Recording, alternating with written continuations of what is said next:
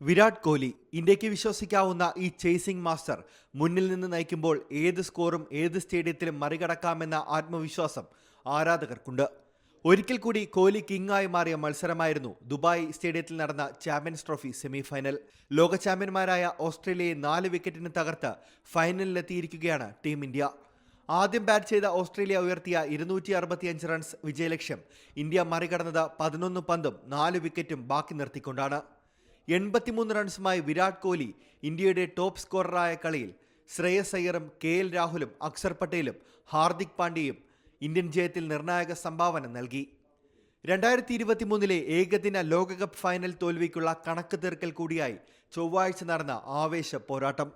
India final ticket എടുത്തതോടെ ഞായറാഴ്ച നടക്കുന്ന champions trophy കിരീട പോരാട്ടത്തിന് വേദി ദുബായ് ആയിരിക്കുമെന്ന് ഉറപ്പായി.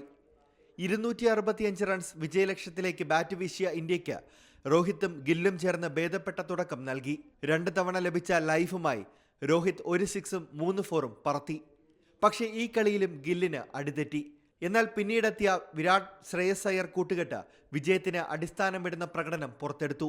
സ്കോർ 134 നിൽക്കെ ശ്രേയസിനെ നഷ്ടമായെങ്കിലും അക്സർ പട്ടേലുമൊത്ത് 44 റൺസിന്റെ കൂട്ടുകെട്ട് ഉയർത്തി കോഹ്ലി രക്ഷകനായി മാറി. പിന്നീട് KL രാഹുലിനെ കൂടെ നിർത്തിയുള്ള പോരാട്ടം.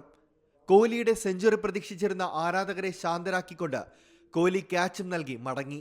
കോഹ്ലി നേടിയ 84 റൺസിൽ 5 ബൗണ്ടറികൾ മാത്രമാണ് ഉണ്ടായിരുന്നത് എന്നതും പ്രത്യേകതയായി മാറി. കങ്കാരുക്കൾ സമ്മർദ്ദതന്ത്രം പ്രയോഗിക്കാൻ ശ്രമിച്ചെങ്കിലും പാണ്ഡ്യയും രാഹുലും ചേർന്ന് ചാമ്പ്യന്മാരുടെ മോഹം തല്ലിക്കെടുത്തി. വിജയത്തിനരികെ ഹാർദിക് വീണെങ്കിലും മാക്സ്വെല്ലിനെ 6ന് പറത്തി രാഹുൽ ഇന്ത്യയുടെ ഫൈനൽ പ്രവേശനം രാജകീയമാക്കി മാറ്റി. Sports desk C Malayalam news. ഏറ്റവും പുതിയ വാർത്തകളും വിശേഷങ്ങളും വിരൽ തുമ്പിലറിയാൻ സി മലയാളം ന്യൂസ് എല്ലാ ഡിജിറ്റൽ പ്ലാറ്റ്ഫോമുകളിലും ലഭ്യം.